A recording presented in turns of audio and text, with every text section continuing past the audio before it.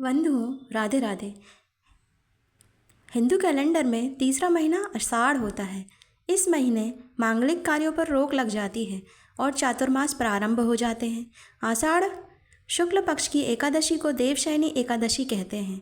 इस बार देवशयनी एकादशी 17 जुलाई को पड़ रही है। मान्यता है इस दिन भगवान विष्णु पाताल लोक में विश्राम करते हैं और 4 महीनों में सृष्टि का संचालन भगवान शिव करते हैं।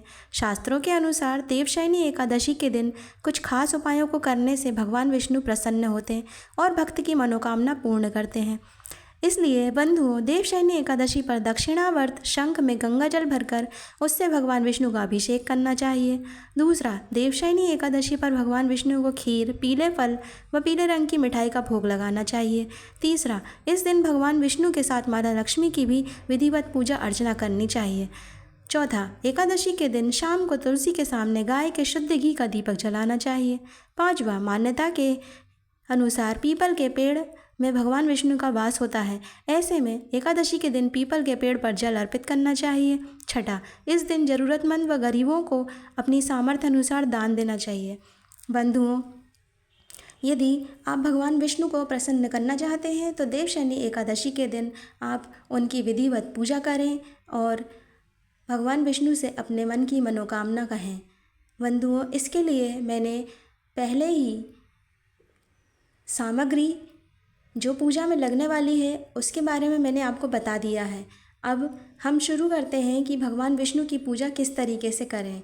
तो आइए इसके बारे में हम जान लेते हैं। पहले हमें एक चौकी लगानी है, उस पर पीला वस्त्र बिछा देना है। फिर भगवान विष्णु, शिव जी और गणेश जी को जल अर्पण करना है, जल से उनका स्नान कराना है।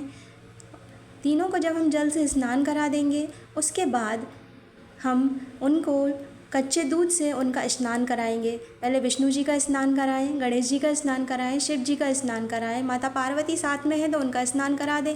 लक्ष्मी देवी माँ यदि साथ में है तो आप उनका भी स्नान करा दें। बंधुओं, यदि आपको लड्डू गोपाल है आपके घर में और उनकी सेवा होती है तो आप उनकी भी पूजा कर सकते हैं। यहाँ पर मेरे पास लड्डू गोपाल है तो मैं उनकी पूजा कर रही हूँ। तो बंधुओं, मैंने यहाँ पर तीनों देवों का अच्छे से जल से और कच्चे दूध से स्नान करा दिया। अब पुनः उनको शुद्ध जल से स्नान कराएंगे। शुद्ध जल से हम धीरे धीरे उनके ऊपर अर्पण करेंगे और उन्हें स्नान कराएंगे। इसके बाद उनको हम अपने अपने स्थान पर बैठाएंगे। तो स्नान पर बैठाने के लिए पहले कुछ पुष्प का स्थान देंगे और उन पर हम विष्णु जी को बैठाएंगे। बंधुओं, जैसा कि आप जानते हैं भगवान विष्णु, भगवान शिव और गणेश जी, इनके बिना हमारी धरती का पालन नहीं होता है, संचालन नहीं होता है। तो हमें इनकी सबकी पूजा एक साथ करनी पड़ती है। तो हमने यहाँ पर गणेश जी, शिव जी और लड्डू गोपाल को फूलों का आसन दिया है। अब जैसा कि आप जानते हैं लड्डू गोपाल के पास गद्दे, तकिए वगैरह भी रखे जाते हैं, तो हमारे पास हैं तो हम उनको उनका गद्दा रख दे रहे हैं। साथ ही में हम उनकी पोशाक भी रख दे रहे हैं। उनकी पोशाक हम उन्हें अर्पण कर दे रहे हैं, पहना दे रहे हैं। ये हमने उनकी पोशाक पहना दी है और उनके साथ ही उनके ऊपर उनका जो मुकुट है, पगड़ी है, वो हम उन्हें लगा देंगे। तो अब बताइए हमारे लड्डू गोपाल कैसे लग रहे हैं। चलिए, ये हमने यहाँ पर उनको विराजमान कर दिया है। इसके बाद हमने यहाँ पर दिए को भी स्थान दिया है और उसमें हमने शुद्ध घी की बाती लगाई है। यहाँ पर यदि आपके पास में गौ माता है तो गौ माता को भी स्थान दीजिएगा, क्योंकि श्री विष्णु जी को अर्थात श्री कृष्ण जी को गौ माता बहुत प्रिय थी, तो इसलिए हमें उनका भी स्थान देना चाहिए। फिर हमने उनको इत्र अर्पण किया है विष्णु जी को, साथ ही माता पार्वती और शिव जी को और गणेश जी को। फिर हम फूलों से हमारी जो चौकी है उसको सजा देंगे।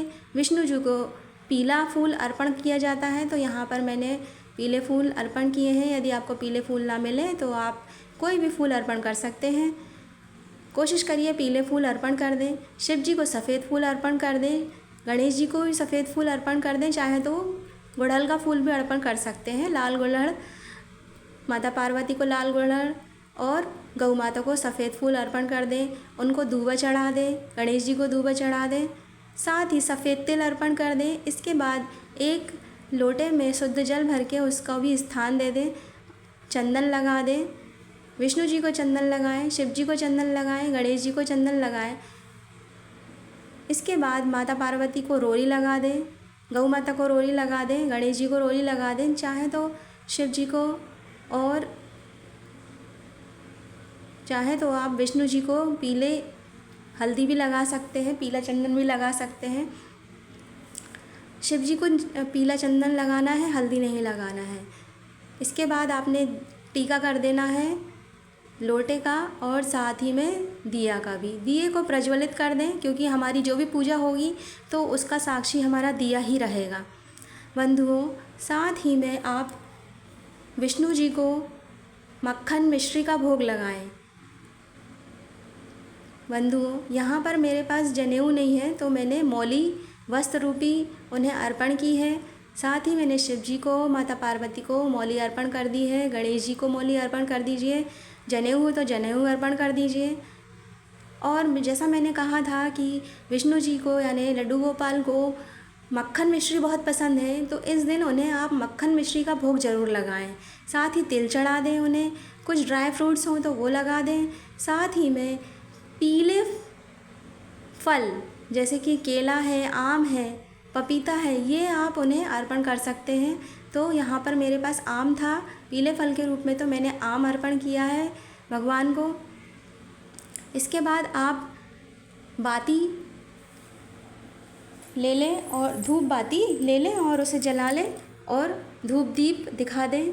धूप दीप दिखाने के बाद भगवान की आरती कर लें। भगवान की आरती करने के लिए आपको चाहे तो ओम जय जगदीश हरे कर लें, चाहे तो ओम नमो नारायण के मंत्र जाप कर लें, चाहे तो ओम नमो भगवते वासुदेवाय नमः का जाप 108 बार कर लें। इसके बाद शाम के समय आप तुलसी माता की पूजा भी कर सकते हैं। वहाँ पर शुद्ध देसी घी का दिया जला दें। गौ माता यदि आपके घर के आसपास कहीं है तो उन्हें घास खिला दें, चाहे तो कुछ रोटी वगैरह भी आप उन्हें दे सकते हैं, अर्पण कर सकते हैं। इस दिन जितना सामर्थ्य हो आप दान पुण्य करें, भगवान विष्णु का नाम लें और ओम नमो नारायण, ओम नमो भगवते वासुदेवाय नमः का जाप करते रहें। मन में भगवान विष्णु का नाम का रट लगाते रहें। बंधुओं, इस तरीके से हम हाथ जोड़ के भगवान विष्णु की पूजा कर लेंगे, अपनी मनोकामना बोल देंगे। जो भी आपकी मनोकामना हो भगवान से बोल दें। बंधुओं, वीडियो पसंद आया तो लाइक करें, चैनल पर नया हो तो सब्सक्राइब करें। मिलते हैं जल्दी ऐसे अच्छी वीडियो देखने के लिए।